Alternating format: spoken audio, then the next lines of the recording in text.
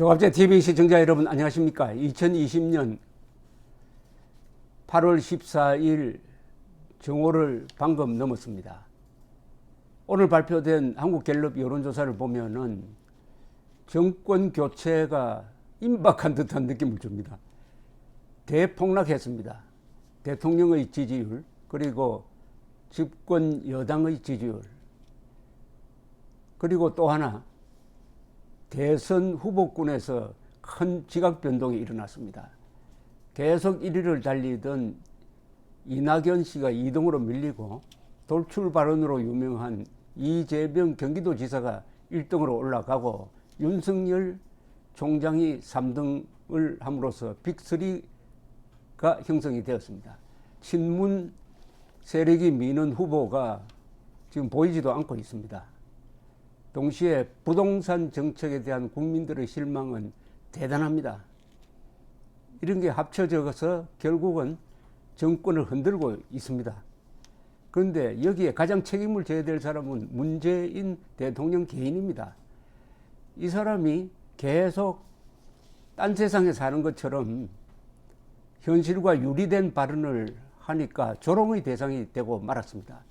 지난주에 있었던 집값을 잡았다든지 아니면은 수해의 원인이 4대강 보인 것처럼 이야기를 하니까 국민들이 민심으로 대답을 하고 있는 건데, 그 중에 특히 수해의 원인이 4대강 보라고 지목한 건 아니지만은 그런 염려를 깔고서 조사를 지시를 했는데, 이런 조사는 과거에도 여러 번 있었어요. 또 조사를 한 걸 보니까 아무래도 이 수해를 4대강 보에 뒤집어 씌우고 싶어 하는데, 여기에 아주 절묘한 반박을 한 사람이 있습니다. 홍준표 무소속 의원 전 자유한국당 대표가 짤막한 글을 통해서 4대강 보 탓하는 대통령과 민주당의 무지 라면서 하상개수라는 개념을 들고 나왔습니다. 하상개수, 즉 비가 많이 내릴 때와 비가 적게 내릴 때의 비율이 하상개수인데, 이 하상개수가 한국에서는 몇백이나 된다. 예컨대 이 유럽의 경우에는 하상개수가 참 낮지만은 우리나라는 하상개수가 390, 섬진강은 730 이렇게 되니까 댐이나 보를 만들어서 비가 많이 내릴 때 물을 담아둬야 된다. 그러니까 댐과 보가 있어야 된다. 그런데 보타다는 이 대통령은 너무나 무지하다. 대통령과 민주당의 무지는 가히 놀랍습니다. 라고 이 페이스북에 썼습니다.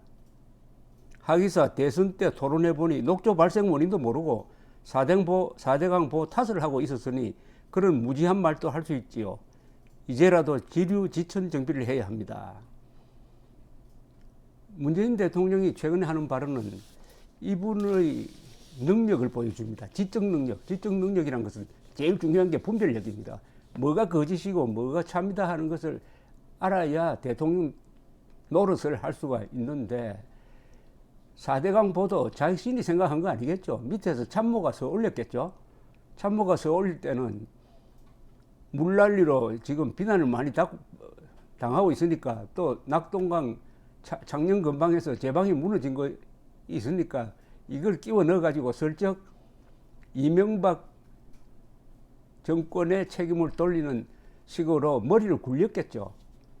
그런데 그걸 보면은 대통령이 이런 무슨 쓰잘데가 없는 걸 올리느냐고 해서 참모를 아주 혼을 내야 되는데, 그걸 그냥 앵무새처럼 읽고 말았습니다.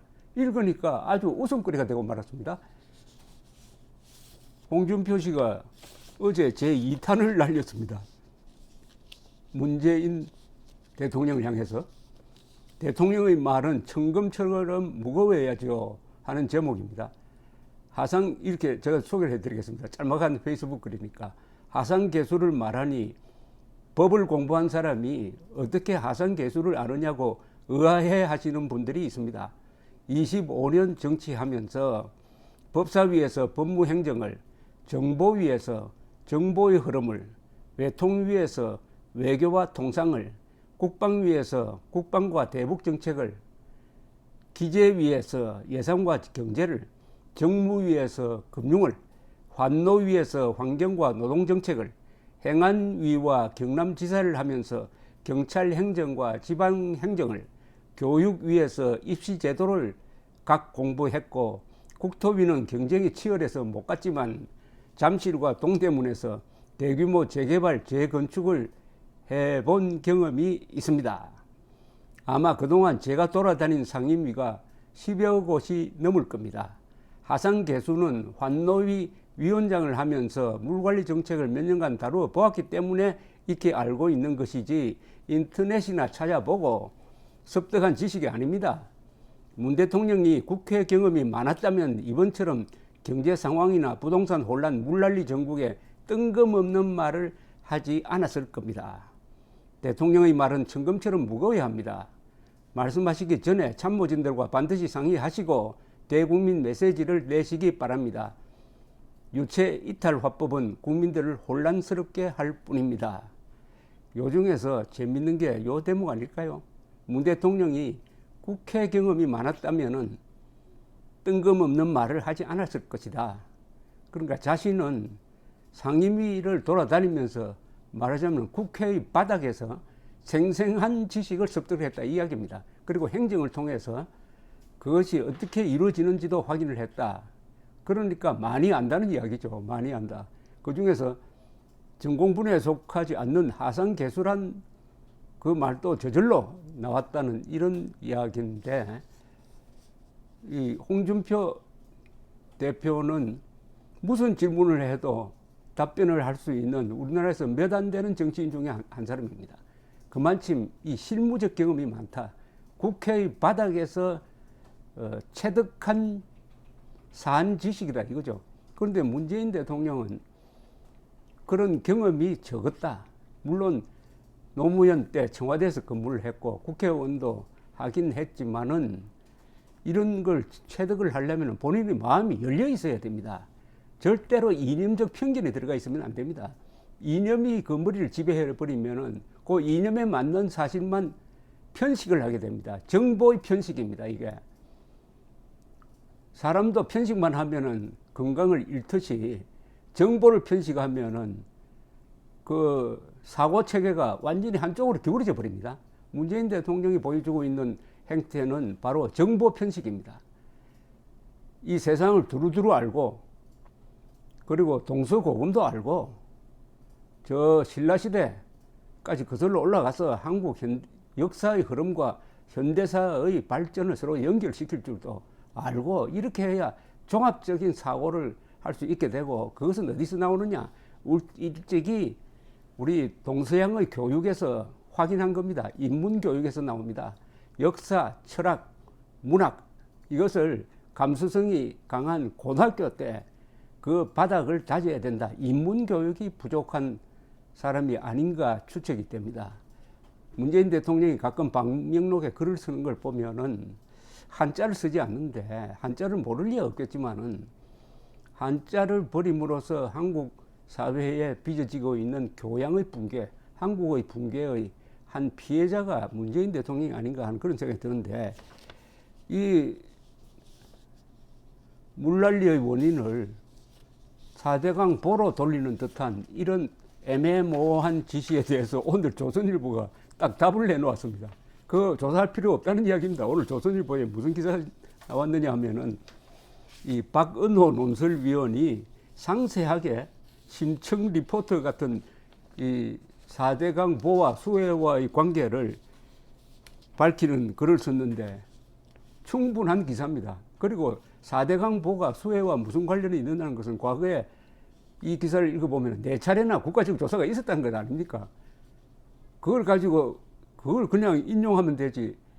다시 조사를 하면은 그럼 4차례 조사와 다른 결론을 낼 수 있습니까? 4차례 조사가 다 4대강 보와 수해는 관계없다는 겁니다. 그리고 4대강은 홍수를 막는 기능이 있다는 결론을 내렸고, 그 결론이 이명박에 대해서 별로 좋아하지 않는 정권에서도, 박근혜 대통령 때도 문재인 대통령 때도 그런 결론이 나왔다. 이런 박은호 논설위원의 글이 문재인 대통령의 무지를 다시 한번 폭로하고 있습니다. 이 기사에 이런 대목이 있습니다. 4대강 사업 이후 홍수 피해는 이전보다 대폭 줄었다. 이건 뭐 우리가 실감하는 거 아닙니까? 경험에서 나오는 게 제일 좋은 지식 아닙니까? 그럼 문재인 대통령은 2011년 4대강이 작동한 이후에 대한민국에 안 살았습니까? 그때 다른 데 살다가 왔어요? 그동안에 4대강 유역에서 큰 물난리가 어디에서 났습니까? 이번에도 나지 않았잖아요. 그러면은 4대강 보가 긍정적인 기능을 한다고 믿어야지. 백면서생의 좌파 창백한 지식인들이 주장하는 걸 그냥 받아가지고 여러 국민 앞에서 조사를 하라고 하니까 웃음거리가 되고, 그게 결국 이 사람의 지지율을 떨어뜨리는 한 요인이 된 것 아닙니까? 그러니까 세상 물정을 모르는 문재인 대통령, 그리고 많이 아는 홍준표, 두 사람의 차이에서 우리는 뭘 느끼는 바가 있어야 될 겁니다. 대규모 준설로 홍수 조절 능력이 커졌다는 것은 상식적 사실이기도 하다. 홍수량이 같은 경우 강바닥을 깊이 파내고 제방을 더 높게 쌓으면 홍수 소통 능력이 자연히 커질 수밖에 없다. 이 간단한 상식을 4대강 사업 반대론자들은 지난 10년간 줄기차게 부정해왔다. 그런데 박근혜 문재인 정부들이 실시한 모든 4대강 조사 결과는 이와 반대였다. 4대강 사업 이전 강물 범람 등으로 808평방킬로미터에 달하던 상습 침수 구역의 94%가 공사 이후 침수 위험이 줄어들었다. 여기 통계가 나오잖아요. 93%라면 완전히 100%죠. 사실은 침수 피해를 받던 그 지역이 다 안전하게 되었다는 통계가 나왔다는 겁니다. 과거 조사에서. 근데 또 조사를 하랍니다. 또 조사를 하래요. 이거 정상이라고 볼 수가 있습니까? 4대강 본류 제방 350개의 86%에서 제방 안전도가 개선되었다. 참, 강바닥 준설 등으로 4대강의 물그릇이 커져가지고 본류에 많은 물이 담기면은 4대강의 수백 개나 되는 지류에서 흘러내려오는 물이 본류 강물에 가로막혀 지류 지천이 넘치게 된다는 논리도 사실과 다르다. 2014년 박근혜 정부 당시 국무조정실 주도로 구성된 4대강 조사평가위원회는 4대강 지류 235곳의 72%에서 홍수 위험이 줄었다는 결론을 내렸다. 강 본류의 물그릇이 커져 지류로 내려오는 물을 받아들일 수 있었기 때문이다. 이런 일을. 참, 이걸 다시 제가 더구나 이런 통계가 있네요.